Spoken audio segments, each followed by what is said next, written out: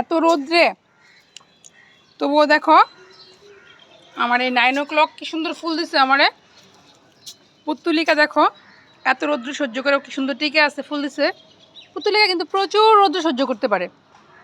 আজকে কিন্তু আমি এই গাছটা লাগাইছি সকালবেলা, লাগানো শেষ আর দেখো ডালগুলো আমি কেটে দিচ্ছি, কারণ আমি চাই গাছটা ঝোপালো হোক।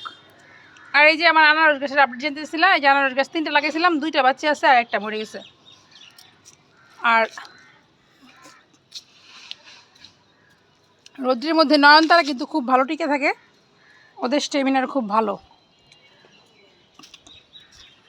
আর কালকে আমি এগুলো আবার লাগাইছি ধনে বিচি, কারণ ধনে বিচিগুলো আগের বার মরে গেছে, প্রচুর বৃষ্টি ছিল তো। এখন রৌদ্রের মধ্যে লাগাইছি, দেখি তারা কি হয়। এটার মধ্যে কিছু মরিচের চারা লাগাইছি আর লাল শাক লাগাইছি। এই ছিল ছোটো ভিডিওটা, বাই বাই।